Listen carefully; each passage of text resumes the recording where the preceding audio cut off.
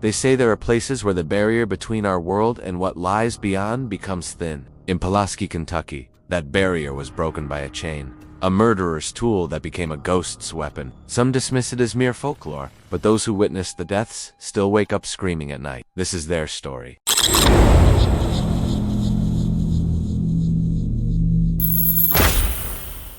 Pulaski was just a quiet spot on the Kentucky state map, a small town enjoying tranquility until that harsh winter of 1938. No one could imagine that a story of rage would transform into a horror legend haunting the town for an entire decade. Karl Brout was a simple carpenter, toiling in a woodcutting workshop from sunrise to sunset, dreaming only of securing daily bread and paying rent for the house he shared with the wife he loved with all his heart. That evening, Karl returned exhausted after a long day, looking forward to the warmth of his wife's embrace and a hot dinner plate. But the silence that greeted him raised his concern. She wasn't at the door as usual, and he didn't find her in the kitchen. Then he heard muffled whispers and suppressed laughter from the bedroom. His world collapsed when he opened the door to find his wife in another man's embrace on their shared bed. The moment froze. The lover cowardly escaped through the window, leaving behind a trembling woman under the weight of her husband's shattered gaze. Karl's anger was like a blind hurricane. In an unconscious move, he tore off the metal chain he used to bind wood and wrapped it around his wife's neck. Her pleas and tears were futile. Within moments, her final gasps faded away. Karl awoke from his rage to realize the horror of what he'd done. He looked at his hands, stained with the blood of a woman he once loved. In a moment of despair, he opened his dresser drawer, took out his old pistol, and placed it against his temple. The sound of the shot tore through the night silence, announcing the beginning of a curse that would haunt the town for years. When police found the two bodies, they diagnosed the case as murder followed by suicide. The wife's family, devastated by her loss and angry at the manner of her death, refused to bury her next to her killer. They insisted on burying Karl in an isolated cemetery on the town's outskirts, away from the city cemetery where his wife would rest. Perhaps that was the moment that ignited the spark of the curse. Weeks later, cemetery visitors noticed a strange phenomenon on Karl's tombstone. White spots began forming on the stone surface, taking the shape of a wrapped chain. Above the grave, the grass withered in a pattern resembling the letter X. This sparked panic among the townspeople, who considered it a sign of anger from Karl's wandering spirit. The municipality replaced the headstone and changed the soil above it, and the strange phenomena temporarily stopped, and people began to forget. On a moonlit night, a group of teenagers snuck into the cemetery to chat and scare themselves with ghost stories.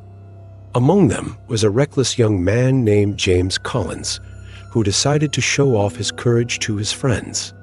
He laughed mockingly at the legend of Karl's ghost and threw heavy stones at the tombstone until it cracked. The boys returned to their homes without incident, feeling reassured. But the next day, while James was enjoying his bicycle ride, it seemed as if it had transformed into something else. Suddenly, the bicycle chain detached in an inexplicable way, as if possessing its own will, flew into the air and wrapped around James's neck, choking his breath until he fell, a lifeless corpse. The incident shocked the town, especially when James's friends confirmed he had tampered with Karl's grave last night. Strangely, when police examined the grave, they found its headstone completely intact, with no trace of the damage the boys had described. The town's horror grew, and the legend of the killer ghost, Karl, became the talk of everyone. James's mother, devastated by the loss of her only son, refused to surrender to superstitions. "If there's a ghost, I'll face it," she screamed at her neighbors. She carried her axe and headed to the cemetery in broad daylight, smashing Karl's tombstone into small pieces, threatening his spirit with eternal torment. She returned to her home, intoxicated with a sense of revenge, and began hanging laundry on ropes in her yard. Suddenly, her foot slipped on the wet yard floor. In a scene defying the laws of physics, the laundry ropes wrapped themselves around her neck, pulling her upward until she died, hanging like a puppet. When neighbors discovered her body, the axe she had used to smash the grave still bore traces of stone dust. But when police went to examine the grave, they found it intact, untouched. Terror spread throughout Pulaski. The cemetery became a forbidden zone, and no one dared to bury their dead there anymore. One day, a local farmer passed by the road leading to the cemetery with his family. He stopped to tell them the story of the cursed grave, mocking the superstitions people believed in.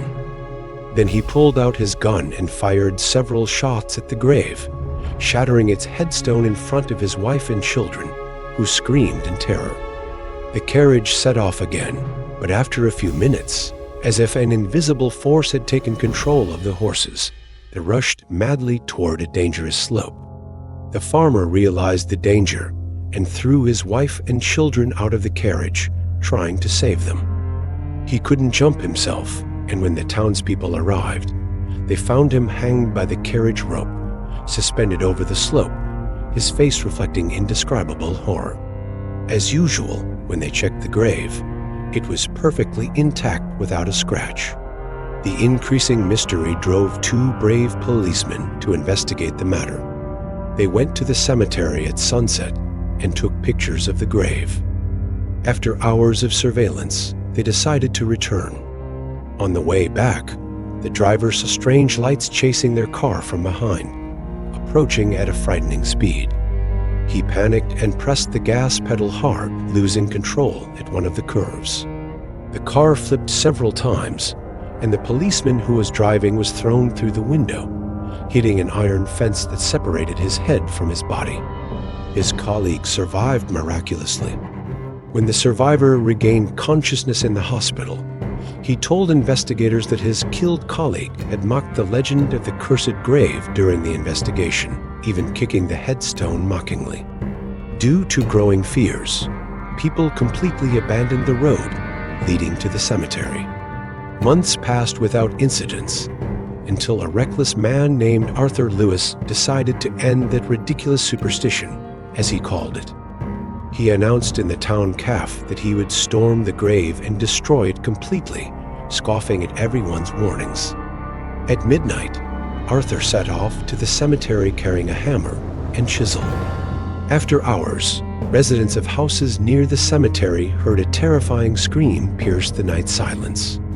In the morning, residents gathered at the cemetery gate, where they found Arthur's body hanging with a metal chain wrapped around his neck.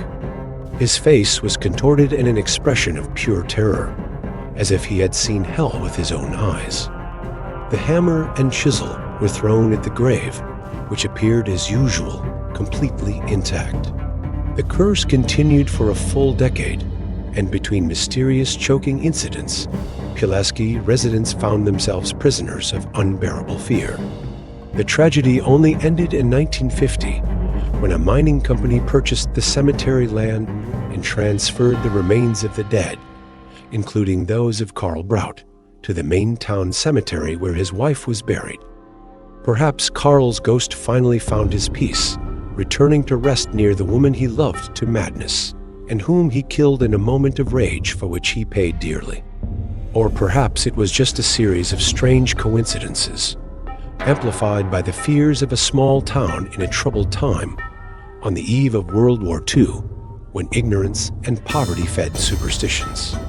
Skeptics point out that Pulaski's death records do not contain the names of most of the alleged ghost victims, except for Karl himself. But the question remains, was Karl Brout's story real, or just a legend invented by the mining company to evacuate the cemetery?